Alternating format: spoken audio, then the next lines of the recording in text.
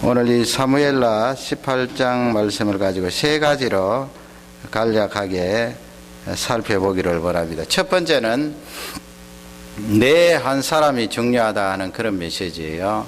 나 한 사람이 중요하다.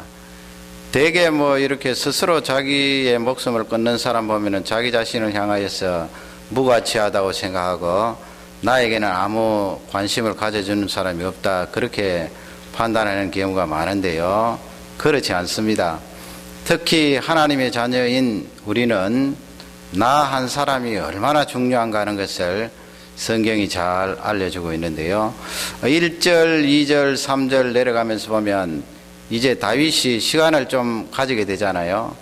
압살롬이 그 아히도벨의 책략을 무시하는 그 틈을 타서 다윗이 시간을 좀 가지니까, 다윗이 원래 전쟁을 잘했던 사람 아니에요. 그리고 전술도 있고 그가 이 전쟁에 능한 사람이기 때문에 1절 이하에 쭉 보면은 그 자기 밑에 있었던 군사들을 정비를 합니다.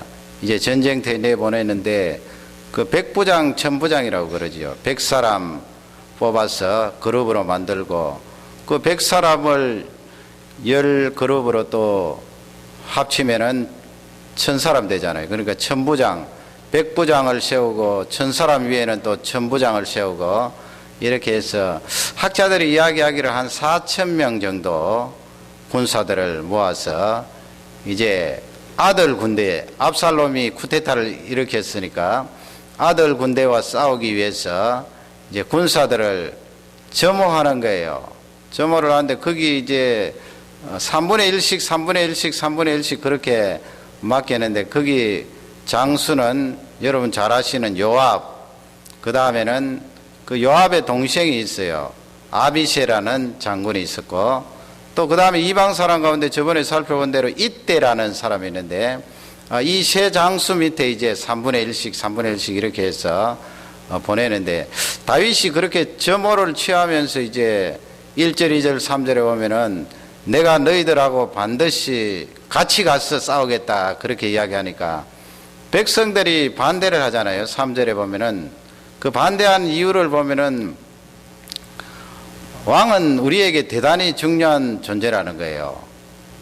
그러니까 우리가 전쟁을 하다가 우리 쪽에 절반 이상이 죽는다고 해도 저 압살롬의 군대는 우리에게 눈을 돌리지 않고 주목하지 않고 왕 한 사람에게 주목하여서 왕을 해치려고 할 것입니다. 그러므로 왕은 우리의 1만 명보다도 더욱 중요합니다. 그렇게 3절에 백성들이 간절히 이야기하는 거예요. 그러니까 임금님은 전쟁터에 나가시지 말고 그토록 중요한 분이니까 이 성읍에 남아서 성을 지켜주시기 바랍니다. 여러분 요즘 주일날 설교하는데 마하나임이라는 지역 알잖아요. 야곱이 하나님의 군대를 만났던 마하나임. 그 마하나임이라는 성읍에 다윗이 이제 머물러 있는데, 이렇게 백성들이 건조한 내용 가운데 중요한 것은 왕이 그 신변의 안전을 도모해야 될 뿐만 아니고 거기에 이 양식이 있거든요. 양식이 중요하잖아요. 전쟁하는데. 적과 싸우다가 이 뒤쪽에 후방에 있는 보급품이 끊어지면은 전쟁이 진단 말이에요. 그러니까 마하나임에 양식을 많이 이렇게 보관해 놓았기 때문에 왕이 거기 있으면서 또 거기에 군사들도 있고 하니까 양식을 지키고 왕의 신분도 보존해야 된다 해서 백성들이 간곡히 부탁을 하니까 다윗 임금님이 이제 그 말에 따라 그러면 내가 마하나임에 그냥 남아 있겠다 허락을 하는데요. 그래서 여러분 이 말씀을 통하여 내하고 무슨 관계가 있습니까? 내 한 사람이 중요하다고 했는데, 다윗은 임금님이고 지금 이 시기적으로 봐서 다윗이 꼭 살아남아야 되기 때문에 중요하다고 말할 수 있지만은, 나는 뭐가 그래 중요합니까? 나는 나를 알아주는 존재도 사람들도 별로 없고 나 존재라는 것이 그렇게 중요하지 않는 줄로 생각합니다. 그렇지 않아요, 여러분. 이 사단이 우리를 공격할 때 항상 나를 공격하거든요. 그 나라는 존재는 주위에 있는 사람들에게 대단히 중요해요. 사도행전 12장에 보면 거기에 이 사단이 헤롯에게 침투를 해서 헤롯이 칼을 들어서 야고보 사도를 해하거든요. 그래서 이 야고보 사도가 순교를 당하잖아요. 그리고 그 12사도 가운데 베드로 사도를 잡아서 옥에 집어넣으니까 얼마나 어렵겠어요. 교회가 말이죠. 한창 부흥해 가는데 야고보 사도는 죽었지, 베드로 사도는 옥에 갇혔지. 그래서 예루살렘 교회가 심하게 어려움을 당하는데, 그때 이 사단이 공격하는 전략은 한 사람이에요. 한 사람. 여러 사람 아니거든요. 그러므로 다윗 한 사람이 중요하듯이 나도 중요해요. 예를 들어 볼까요? 여기 자녀들 있는데 여러분들 어떻게 생각하는지 모르지만은 부모님에게는 여러분들이 굉장히 중요한 존재예요. 어쩌면은 부모님이 생명을 내어줄 정도로 그렇게 값어치 있고 중요한 존재인데요. 나를 향하여서 그렇게 나는 중요하지 않다 생각하는 것은 부모님 앞에 죄고요. 그리고 하나님 앞에도 보면 하나님께서 나 한 사람을 살리기 위해서 예수 그리스도를 이 땅에 보내주셔서 십자가에 죽게 하시고 부활하게 하셨는데요. 내 한 사람이 굉장히 중요하다고요. 내가 꽈당 넘어지면은 내 옆에 있는 형제나 또 부모님이나 친구들이나 주위의 어른들이 얼마나 큰 어려움을 당하겠어요. 내가 중요하다고요. 우리 부모님들도 마찬가지죠. 부모님들도 가정에 돌아가시면 내가 가장이 되고, 내가 또 아내가 되고, 남편이 되고, 내가 아내가 되고 어머니가 되는데 내 한 사람이 얼마나 중요해요. 아이들이 나를 보고 신앙의 교훈을 얻고, 나를 보고 기도의 힘을 얻고 하나님 앞에 열심히 살겠습니다 하는데, 부모인 내가, 아버지인 내가, 어머니인 내가, 가장인 내가 꽈당 넘어지면은 큰 어려움을 당한다고요. 그래서 우리는 이 살아가는데 서로 얽히고 얽혀서 서로 역동을 나누면서 살아가는데 내가 중요하다고요. 지금 일상생활 가운데는 내가 그렇게 중요하지 않는 것처럼 느껴질지 모르지만 그건 사단에 은근히 넣어주는 생각이에요. 중요하다고, 굉장히 중요하다고요. 교회에서도 마찬가지고요. 우리 집사님들 교회 안에 오셔서 집사님들 여러 분 계시는데 그 가운데 뭐 나라는 존재가 그렇게 큰 존재인가, 미미한 존재 아닌가? 아니에요. 내가 굉장히 중요하다고요. 이렇게 수요일 오신 우리 성도님들도 얼마나 중요합니까? 금사라기 아니에요. 이렇게 하나님께서 수요일날 보내주셔서 하나님 앞에 예배드리는데 하나님께서 얼마나 귀하게 보시겠어요. 그러니 내 한 사람이 중요하다는 메시지를 오늘 말씀을 통하여 얻어야 돼요. 이 말씀을 놓고 다윗이 쓴 임금님이니까 중요하지요. 뭐 백성들 만 사람 죽는 것 이상으로 임금님이 더 중요하지요. 그러나 이것을 나에게 적용해야 돼요. 하나님 아버지, 이 말씀은 그 우주의 임금님 되시고 왕 되신 예수님이 나를 위해서 죽으셨는데 내가 얼마나 중요한 존재입니까? 내가 얼마나 값어치 있는 존재입니까? 하나님, 그러므로 이 수요일 날 감사합니다. 내가 잘하면 주위에 있는 사람이 힘을 얻고 내가 하나님 앞에 쓰임을 받으면 수없이 많은 영혼들을 살리고 능력을 얻게 하는 줄 확신합니다. 그렇게 힘과 용기를 가지시기를 주님의 이름으로 축원합니다. 두 번째는 무엇인가 하면은, 여러분, 우리가 생각할 때에 내가 이 약하다고, 뭐 내가 가진 것도 없고 재능도 없고 나를 돌아볼 때 도무지 하나님 앞에 쓰임 받을 만한 그런 조건이 없다고 덜 쓰임 받습니까? 내가 약하기 때문에 하나님 앞에 덜 쓰임 받으리라, 그렇게 생각하면 안 된다는 거예요. 반면에 내가 강하기 때문에 아주 하나님 앞에 귀하게 쓰임 받으리라, 그렇게 생각해도 안 된다는 거예요. 그럼 뭐예요? 오늘 말씀에 보면은 이 앞 9절 말씀 읽었잖아요. 그 9절 말씀에 보면 이제 전쟁이 일어났어요. 에브라임 수풀이라 그랬는데 지금 뭐 에브라임 수풀이 어딘지 정확히 알 수는 없고요. 아마 그 본문의 맥락을 쭉 보면은 계곡도 있고 깊은 늪도 있고 이렇게 낭떠러지도 있고 그런가 봐요. 그래서 칼에 죽은 자보다도 그 숲에서 죽은 자가 더 많았더라, 그렇게 돼 있잖아요. 그렇게 칼에 죽은 사람보다도 막 떨어지고 늪에 빠져서 헤어나지 못해서 죽은 사람들이 많다는 것을 성경은 기록하고 있는데, 이제 막 전쟁이 일어나는데 압살롬 쪽이 점점 지는 거예요. 그러니까 다윗이 전략을 가지고 거기에 싸움 잘하는 요압 있지, 아비시 있지, 이때 있지, 장수들이 있으니까 수는 적어도 밀어붙이니까 이 이스라엘 군대, 압살롬 군대가 패하여서 도망가기 시작하는데, 9절 말씀에 보면 이 압살롬이 딱 마주치거든요. 다윗의 신복과 마주치는데, 원래 히브리 원문에 보면은 신복들이에요. 압살롬이 다윗의 신복들 여러 사람과 딱 마주치니까 다윗의 신복들이 알잖아요. 압살롬 왕자를 금방 알아보잖아요. 그러니까 이제 큰일 났거든요. 그 신복들을 왕자가 당할 수가 있나요? 왕자는 싸움에 그렇게 능한 사람은 아니에요. 지금 시건방져서 아버지에게 반역을 해서 그렇지요. 그러니까 급하니까 이 도망을 가는데 노새를 타고 노새를, 짐승 노새를 타고 막 도망가는데, 그 옛날에는 살림이 우거졌을 거 아니에요. 도망가는데 싹 급해서 도망가는데 상수리나무 밑으로 이렇게 빠져나가는데 말이죠. 정신이 없으니까 막 그냥 빠져나가는 거예요. 짐승을 막 채찍질을 했겠죠. 빨리 가자고.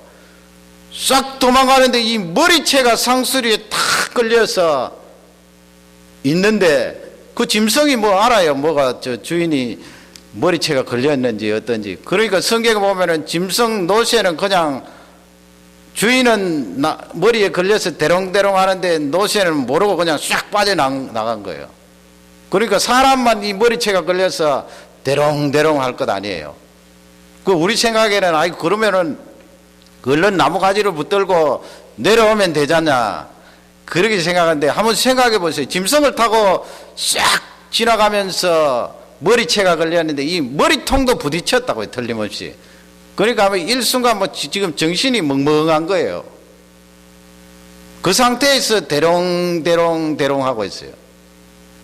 어떤 군사가 봤는데 그 군사가 이 압살롬 해치지 않았잖아요. 왜냐하면 다윗이 그 출정하기 전에 그 압살롬은 좀 봐달라고 이야기했거든요. 살려달라고 이야기했기 때문에 그 군사가 듣고 그냥 요압에게 보고만 하는 거예요.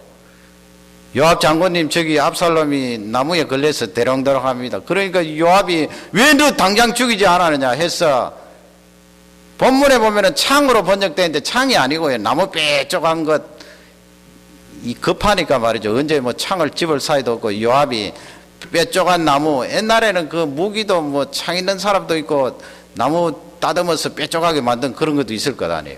그 세 개를 가지고 이 압살롬을 찔러서 땅에 떨어지니까 요압 주위에 있던 그 병기던 자들이 압살롬을 쳐서 생명을 빼앗고 깊은 웅덩이에 던져서 돌무더기를 만들어서 그 자리에서 죽게 하는 그 일이 일어나는데, 여기서 이제 우리에게 주시는 말씀은 그 사무엘하 14장 뒤쪽에 보면은 이 압살롬의 머리가 아주 길고 머릿결이 좋고 그리고 아름답고 그것을 이스라엘에 이만한 자가 없었더라, 그렇게 표현되어 있는데, 지금 보세요. 압살롬이 가지고 있는 강점 가운데 하나가 머리털 아니에요. 그 머리털은, 아니 머리 긴 게 무슨 그렇게 강점이냐 할지 모르지만은, 그 성경이 머리털을 기록해 넣을 때는 압살롬이 가지고 있는 지략, 압살롬이 가지고 있는 지혜, 그의 리더십, 물론 아버지를 반역하고 쿠데타를 일으켰지만은 그 이 왕자가 리더십이 대단한 거예요. 여러분 어떻게 보면은. 그렇게 뒤에서 쑥닥쑥닥해서 백성들의 마음을 바꾼다는 것은 굉장한 사람이거든요. 대단한 강점을 가지고 있는 사람이에요. 그런 왕자예요. 그런데 보세요. 결국 죽을 때, 망할 때는 자기 머리털 때문에 머리털이 나무에 콱 끼어서 죽잖아요. 그리고 그가 탔던 노새는 무엇인가 하면은 당시의 왕족들이 절개 탔던 짐승이에요.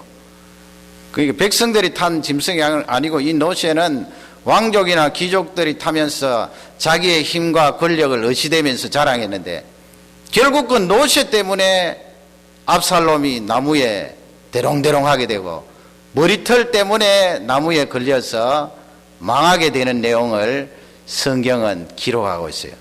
그래서 이 말씀을 통하여 하나님 아버지, 내가 하나님 앞에 받은 것이 많습니다. 막 주위의 사람이 나를 향하여서 당신은 강한 면이 많아. 강하다는 것은 강점이 많다는 것이죠. 좋은 점이 많아.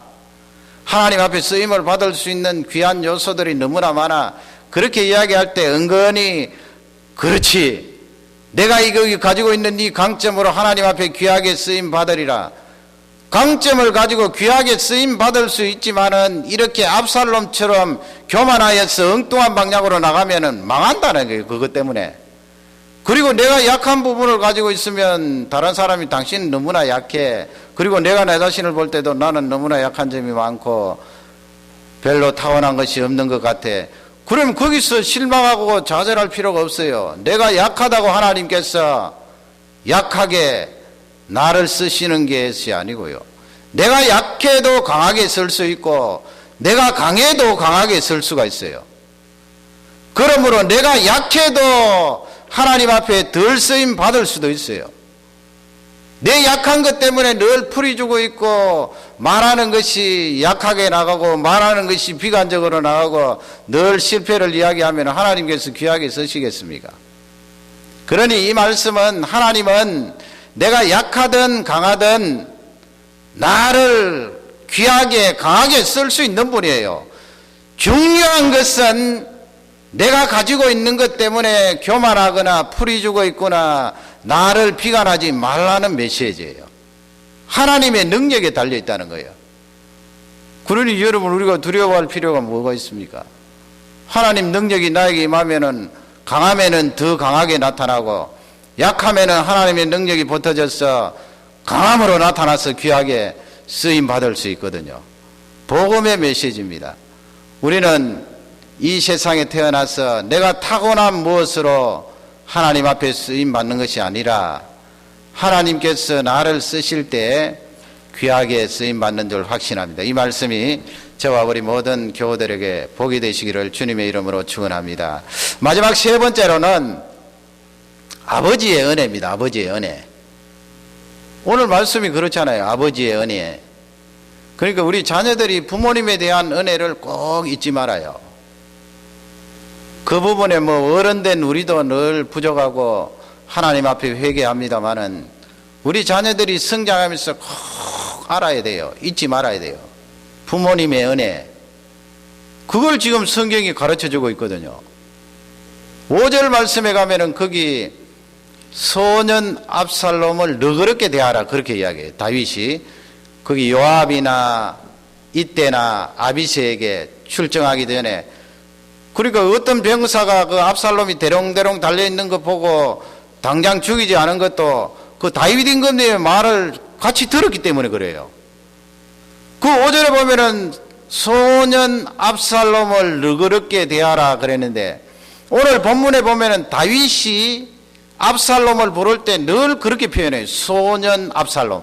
우리 개역에 소년 압살롬이라고 되어 있는데 원래 그 뜻은 철없는 애라는 뜻이에요. 철없는 애. 지금 압살롬이 뭐 소년입니까 여러분? 아니지요. 압살롬에게는 아들이 셋이나 있었는데요. 아들 셋이 일찍 세상 떠났다고요. 일찍 세상 떠났지만 벌써 아들 셋을 둔 어른이에요. 어른. 나이가 많다고요. 나이가 많은데 아버지인 부모님이 볼 때는 철없는 애로 보이는 거예요.